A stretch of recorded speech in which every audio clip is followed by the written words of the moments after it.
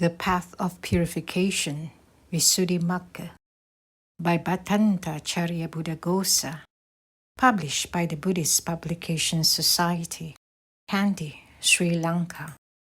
Part 2, Concentration, Samadhi. Namo tassa bhagavato arahato samma sambuddhassa. Namo tassa bhagavato arahato samma sambuddhassa. Namo tassa bhagavato arahato samma sambuddhassa. Chapter 8, Other Recollections as Meditation Subjects, Anusati, Kammatthana, Nidesa, Mindfulness of Breathing. Extracts 145 to 165. Now comes the description of the development of mindfulness of breathing as a meditation subject. It has been recommended by the Blessed One thus, and bhikkhus, this concentration through mindfulness of breathing, when developed and practiced much, is both peaceful and sublime. It is an unadulterated, blissful abiding, and it banishes at once and steals evil, unprofitable thoughts as soon as they arise.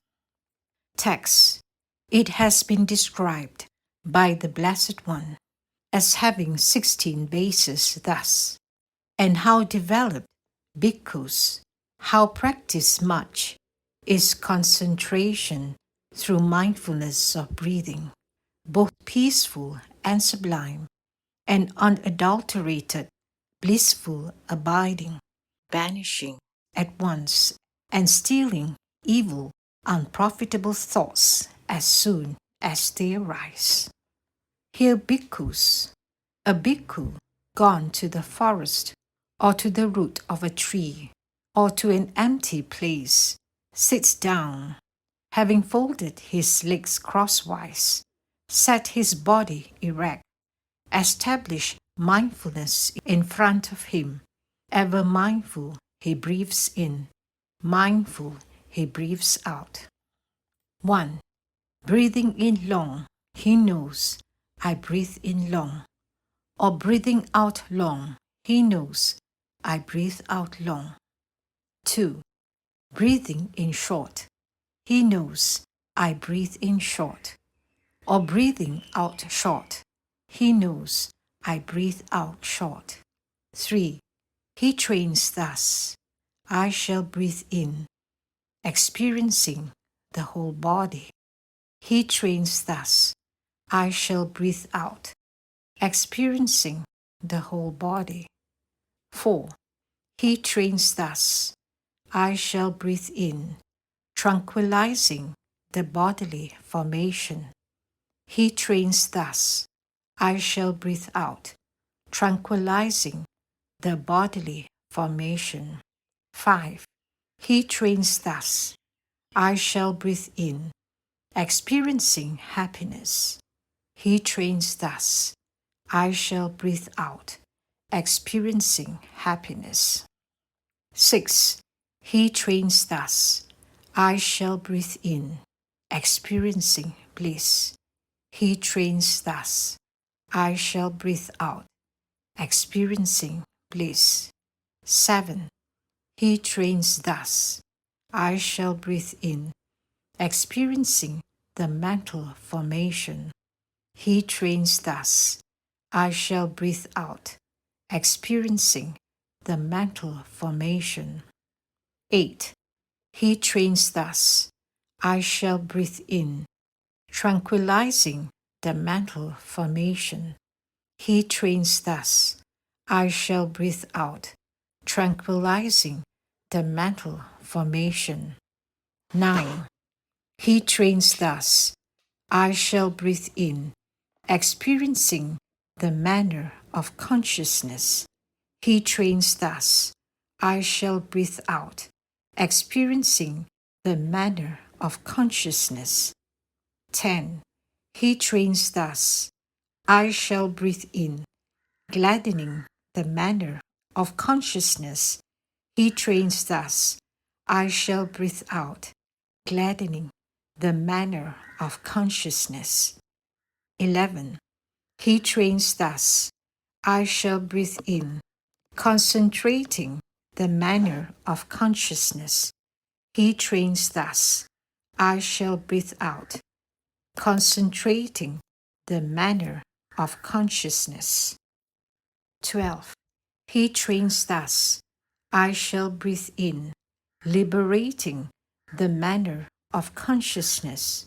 He trains thus, I shall breathe out, liberating the manner of consciousness.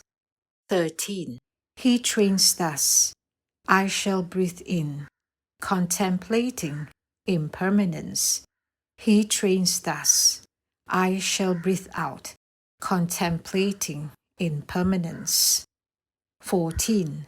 He trains thus, I shall breathe in, contemplating fading away. He trains thus, I shall breathe out, contemplating fading away. 15. He trains thus, I shall breathe in, contemplating cessation. He trains thus, I shall breathe out, contemplating cessation. 16. He trains thus, I shall breathe in, contemplating relinquishment. He trains thus, I shall breathe out, contemplating relinquishment. The description of development is complete in all respects. However, only if it is given in due course after a commentary on the text. So it is given here, introduced by a commentary on the first part of the text. Word commentary. And how developed bhikkhus, how practiced much is concentration through mindfulness of breathing. Here, in the first place, how is a question showing desire to explain in detail the development of concentration through mindfulness of breathing in its various forms. Develop bhikkhus is concentration through mindfulness of breathing. This shows the thing that is being asked about, out of desire to explain it in its various forms. How practice much. As soon as they rise, here too, the same explanation applies. Herein, developed means aroused or increased. Concentration through mindfulness of breathing, breathing mindfulness concentration, is either concentration associated with mindfulness that discerns breathing, or it is concentration on mindfulness of breathing. Practice much, practice again and again. Both peaceful and sublime, santo cheva panitto cha. It is peaceful in both ways and sublime in both ways. The two words should each be understood as governed by the word both, eva. What is meant? Unlike foulness, which as a meditation subject is peaceful and sublime only by penetration, but is neither ne eva peaceful nor sublime in its object, since its object in the learning stage is gross, and after that its object is repulsiveness. Unlike that, this is not unpeaceful or unsublime in any way, but on the contrary, it is peaceful, stilled, and quiet, both on account of the peacefulness of its object and on account of the peacefulness of that one of its factors called penetration. And it is sublime, something one cannot have enough of, both on account of the sublimeness of its object and on account of the sublimeness of the aforesaid factor. Hence, it is called both peaceful and sublime. It is an unadulterated, blissful abiding. It has no adulteration. Thus, it is unadulterated. It is unalloyed, unmixed, particular, special. Here it is not a question of peacefulness to be reached through preliminary work, as with the kasinas, or through excess, as with foulness, for instance. It is peaceful and sublime in its own individual essence too, starting with the very first attention given to it. But some say that it is unadulterated because it is unalloyed, possessed of nutritive value, and sweet in its individual essence too. So it should be understood to be unadulterated and a blissful abiding, since it leads to the obtaining of bodily and mental bliss with every moment of absorption. As soon as they arise, whenever they are not suppressed, evil, bad, unprofitable, akusala thoughts, thoughts produced by unskillfulness, akosala, it banishes at once. It banishes, suppresses at that very moment, steals, vupasamiti. It thoroughly calms, suttu, upasamiti. Or else, when eventually brought to fulfillment by the noble path, it cuts off because of partaking of penetration. It tranquilizes is what is meant. In breath, however, the meaning here is this: Bhikkhus, in what way, in what manner, by what system is concentration through mindfulness of breathing developed? In what way is it practiced much that it is both peaceful as soon as they arise? He now said, here bhikkhus, etc., giving the meaning of that in detail. Herein, here bhikkhus, a bhikkhus means bhikkhus in this dispensation, a bhikkhu. For this word here signifies the Buddha's dispensation as the prerequisite for a person to produce concentration through mindfulness of breathing in all its modes. And it denies that such a state exists in any other dispensation. For this is said, bhikkhus, only here is there an ascetic, here a second ascetic, here a third ascetic, here a fourth ascetic. Other dispensations are devoid of ascetics.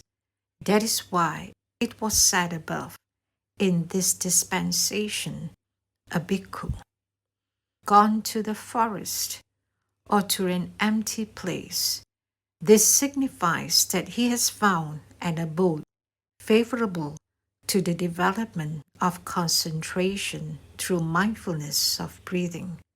For this bhikkhu's mind has long been dissipated among visible data, etc., as his object, and it does not want to mount the object of concentration through mindfulness of breathing.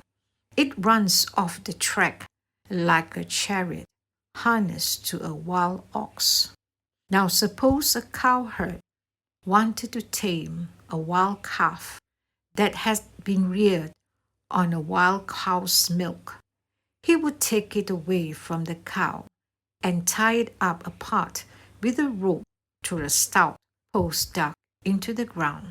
Then the calf might dash to and fro, but being unable to get away, it would eventually sit down or lie down by the post.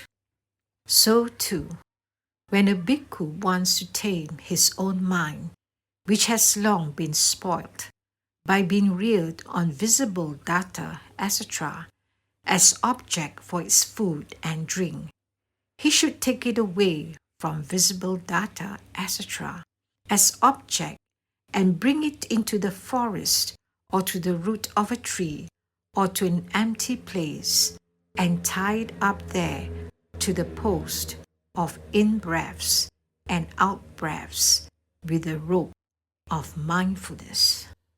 And so his mind may then dash to and fro when it no longer gets the objects it was formerly used to, but being unable to break the rope of mindfulness and get away, it sits down, lies down by that object under the influence of excess and absorption. Hence, the ancients said, just as a man who tames a calf would tie it to a post, so here should his own mind, by mindfulness, be firmly to the object tied. This is how an abode is favorable to his development. Hence, it was said above, this signifies that he has found an abode favorable to the development of concentration through mindfulness of breathing. Or alternatively, this mindfulness of breathing as a meditation subject, which is foremost among the various meditation subjects of all Buddhas, some Pachika Buddhists and some Buddhist disciples, as a basis for attaining distinction and abiding in bliss here and now, is not easy to develop without leaving the neighborhood of villages, which resound with the noises of women, men, elephants, horses, etc., noise being a tone to jhana. Whereas in the forest away from a village, a meditator can, at his ease, set about discerning this meditation subject and achieve the fourth jhana in mindfulness of breathing, and then by making that same jhana the basis for comprehension of formations with insight, he can reach arahatship, the highest fruit. That is why the Blessed One said, gone to the forest, etc., in pointing out a favorable abode for him. For the Blessed One is like a master of the art of building sites. As the master of the art of building sites surveys the proposed site for a town, thoroughly examines it, and then gives his directions, build the town here. And when the town is safely finished, he receives great honor from the royal family. So the Blessed One examines an abode as to its suitability for the meditator, and he directs, devote yourself to the meditation subject here. And later on, when the meditator has devoted himself to the meditation subject and has reached arahantship and says, the Blessed One is indeed fully enlightened, the Blessed One receives great honor. And this bhikkhu is compared to a leopard, for just as a great leopard king lurks in a grass wilderness, or a jungle wilderness, or a rock wilderness in a forest, and seizes wild beasts, the wild buffalo, wild ox, boar, etc., so too the bhikkhu who devotes himself to his meditation subject in the forest, etc., should be understood to seize successively the paths of stream entry, one's return, non-return, and arahantship, and the noble fruitions as well. Hence, the ancients said, "For as a leopard by his lurking in the forest seizes peace, so also will this Buddha's son, with insight gifted, strenuous by his retreating to the forest, seize the highest fruit of all." So the Blessed One said, "Gone to the forest, etc., to point out a forest abode as a place likely to hasten his advancement."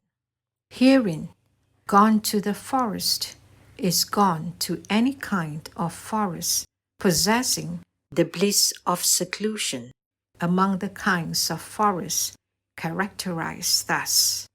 Having gone out beyond the boundary post, all that is forest, and a forest abode is 500 bow lengths distant, to the root of a tree, gone to the vicinity of a tree, to an empty place, gone to an empty secluded space, and here he can be said to have gone to an empty place if he has gone to any of the remaining 7 kinds of abode resting place. Having thus indicated an abode that is suitable to the 3 seasons, suitable to humor and temperament, and favorable to the development of mindfulness of breathing, he then said, "Sits down," etc., indicating a posture that is peaceful and tends neither to idleness nor to agitation. Then he said, having folded his legs crosswise, etc., to show firmness in the sitting position, easy occurrence of the in-breaths and out-breaths, and the means for discerning the object.